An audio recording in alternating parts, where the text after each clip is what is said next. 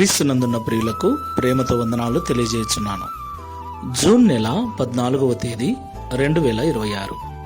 ఈరోజు దేవుడు మనకు చేస్తున్న వాగ్దానం ఏమిటనగా, కీర్తనల గ్రంథము 46వ కీర్తన 1, 2, 3 చరణాలు. దేవుడు మనకు ఆశ్రయమును దుర్గమునై ఉన్నాడు. ఆపత్కాలములో ఆయన నమ్ముకొనదగిన సహాయకుడు. కావున భూమి మార్పు నొందినను, నడి సముద్రములలో పర్వతములు మునిగినను, వాటి జలములు ఘోషించుచు నురుగు కట్టినను, ఆ పొంగునకు పర్వతములు కదిలినను, మనము భయపడము. ఆమెన్. నా ప్రియమైన దేవుని బిడ్డలారా, ఈ లోకంలో దేవుని బిడ్డలుగా జీవిస్తున్న మనకు సమస్యలు, శ్రమలు, ఇబ్బందులు అన్నీ ఎదురవుతాయి.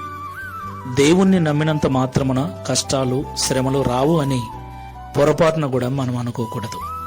ఎందుకంటే ప్రభువే అన్నాడు కదా, లోకములో మీకు శ్రమలు తప్పగా కలుగుతాయి, అయినను ధైర్యంగా ఉండండి, నేను లోకమును జయించి ఉన్నాను అన్నాడు.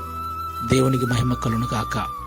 అవును ప్రియులారా, దేవుడు మనకు ఆశ్రయమును దుర్గమునై ఉన్నాడు, భద్రత కలిగించు ప్రదేశమై ఉన్నాడు. ఈ లోకంలో మనకు కలిగే అపాయాలలో, ప్రమాదాలలో, ఆపత్కాలములలో మనము నమ్ముకునదగిన సహాయకుడు ఆయన ఒక్కడే. ఈ లోకం మనకు సహాయం చేస్తుంది, అయితే అది కొంతవరకే ఉంటుంది, కొద్ది రోజులే ఉంటుంది.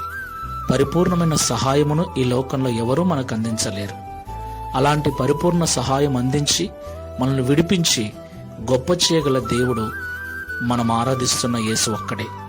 కాబట్టి సమస్యలు, శ్రమలు, ఇబ్బందులు వచ్చినప్పుడు భయపడొద్దు.